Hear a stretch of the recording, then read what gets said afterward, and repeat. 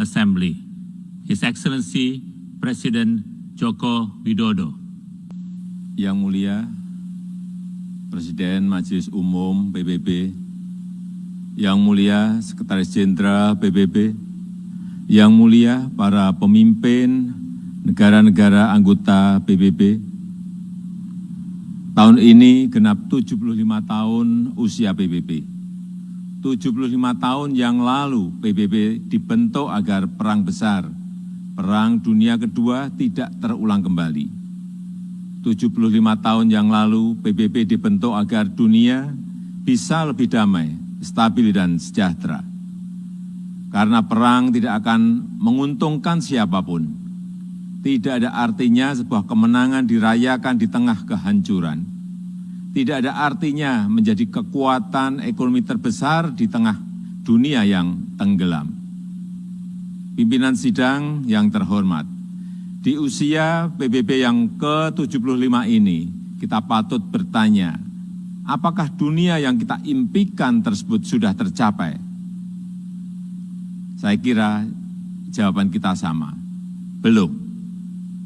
Konflik masih terjadi di berbagai belahan dunia. Kemiskinan dan bahkan kelaparan masih terus dirasakan. Prinsip-prinsip piagam PBB dan hukum internasional kerap tidak diindahkan, termasuk penghormatan terhadap kedaulatan dan integritas wilayah. Kita semua prihatin melihat situasi ini. Keprihatinan kita menjadi semakin besar di saat pandemi COVID-19 ini. Di saat seharusnya kita semua bersatu padu, bekerja sama melawan pandemi, yang justru kita lihat adalah masih terjadinya perpecahan dan rivalitas yang semakin menajam. Padahal kita seharusnya bersatu padu, selalu menggunakan pendekatan win-win pada hubungan antar negara yang saling menguntungkan. Kita tahu dampak pandemi ini sangat luar biasa, baik dari sisi kesehatan maupun sosial ekonomi. Kita juga paham virus ini tidak mengenal batas negara. No one is safe until everyone is. Jika perpecahan dan rivalitas terus terjadi, maka saya khawatir pijakan bagi stabilitas dan perdamaian yang lestari akan goyah atau bahkan akan sirna. Dunia yang damai, stabil dan sejahtera semakin sulit diwujudkan. Yang Mulia, tahun ini Indonesia juga merayakan kemerdekaan yang ke-75 tahun. Dan sudah menjadi tekad kami, Indonesia terus berkontribusi bagi perdamaian dunia sesuai amanah konstitusi.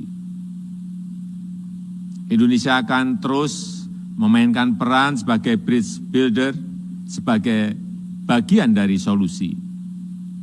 Secara konsisten, komitmen ini terus dijalankan Indonesia, termasuk saat Indonesia duduk sebagai anggota Dewan Keamanan PBB. Spirit kerjasama akan selalu dikedepankan Indonesia, spirit yang menguntungkan semua pihak tanpa meninggalkan satu negara pun. No one, no country should be left behind. Persamaan derajat inilah yang ditekankan oleh Bapak Bangsa Indonesia, Soekarno, Bung Karno, saat konferensi Asia Afrika di Bandung tahun 1955 yang menghasilkan Dasar-Sila Bandung. Hingga kini prinsip Dasar-Sila Bandung masih sangat relevan, termasuk penyelesaian perselisihan secara damai, pemajuan kerjasama, dan penghormatan terhadap hukum internasional. Palestina adalah satu-satunya negara yang hadir di konferensi Bandung yang sampai sekarang belum menikmati kemerdekaannya. Indonesia terus konsisten memberikan dukungan bagi Palestina untuk mendapatkan hak-haknya. Di kawasan kami sendiri, bersama negara-negara ASEAN lainnya, Indonesia terus menjaga Asia Tenggara sebagai kawasan yang damai, stabil, dan sejahtera. Pada hari jadinya yang ke-53 8 Agustus 2020 yang lalu, ASEAN kembali menegaskan komitmennya untuk terus menjaga perdamaian dan stabilitas kawasan. Spirit kerjasama dan perdamaian inilah yang kemudian didorong Indonesia ke kawasan yang lebih luas, kawasan Indo-Pasifik melalui ASEAN Outlook on the Indo-Pacific. Yang mulia, melihat situasi dunia saat ini, izinkan saya menyampaikan beberapa pemikiran. Yang pertama, PBB harus senantiasa berbenah diri, melakukan reformasi, revitalisasi, dan efisiensi. PBB harus dapat membuktikan bahwa multilateralism delivers, termasuk pada saat terjadinya krisis. PBB harus lebih responsif dan efektif dalam menyelesaikan berbagai tantangan global. Dan kita semua memiliki tanggung jawab untuk terus memperkuat PBB agar PBB tetap relevan dan semakin kontributif sejalan dengan tantangan zaman. PBB bukanlah sekedar sebuah gedung di kota New York, tapi sebuah cita-cita dan komitmen bersama seluruh bangsa untuk mencapai perdamaian dunia dan kesejahteraan bagi generasi penerus.